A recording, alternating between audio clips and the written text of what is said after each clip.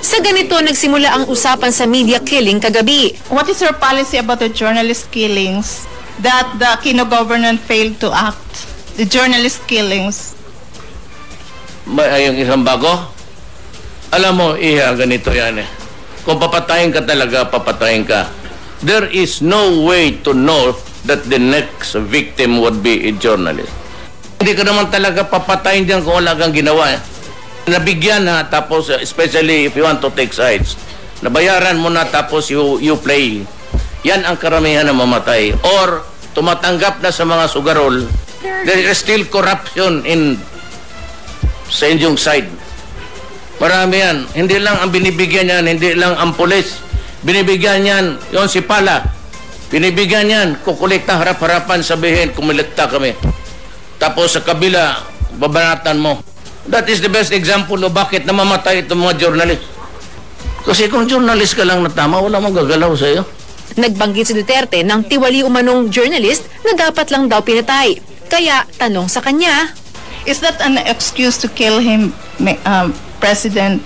I mean, just because a journalist is corrupt or whatever, is that an excuse? Well, that is the reason. You are asking why? That is the reason.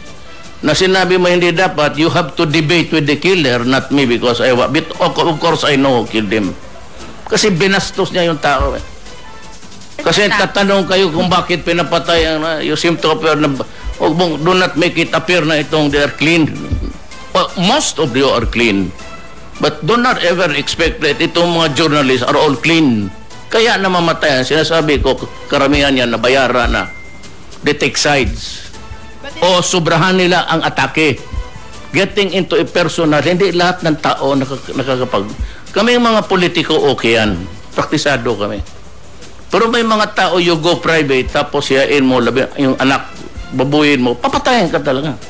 Sunod na tanong ng media, banta ba ito sa freedom of expression? You'll violate yung freedom of expression cannot help you if you have done something wrong. Just because you are a journalist, you are not exempted from assassination. If you are a son of Mahigit 200 ang napatay na mamamahayag mula 1986 ayon sa Center for Media Freedom and Responsibility. Yung corruption naman has never been reason para patayin ng kahit na sino. Ang pagpatay sa kahit na kanino, including journalist, ay krimen at hindi dapat mangyari. Ang radio commentator na si Jerry Ortega halimbawa, pinaslang hindi dahil sa pagiging tiwali, kundi dahil sa paglaban sa katiwalian. Kaya masama ang loob ng pamilya niya sa panlalahat daw sa mga napaslang na journalist. Masama rin ang loob ng kapatid ni Marlene Esperat, kolonistang pinatay matapos ibunyaga umano'y bilyong pisong anomalya sa Department of Agriculture. In the case of my sister, kay Marlene, talagang napakasakit pakinggan yung ganong statement. As a matter of fact, nakaisip ako na magsulat sa ating mga presidente to reopen the case of Marlene Esperat. Punto pa ng ilan, mali na patayin ang sinuman, tiwali man o hindi. Bukod dyan, is that a policy statement or is that a marching order? Kung hindi man malito, pwedeng gamitin as an excuse para talaga namang yung lahat ng gustong gumanti sa media, pwedeng gamitin niya as a marching order. Hindi ba napakalaking threat noon? Will that not fund even more yung impunity?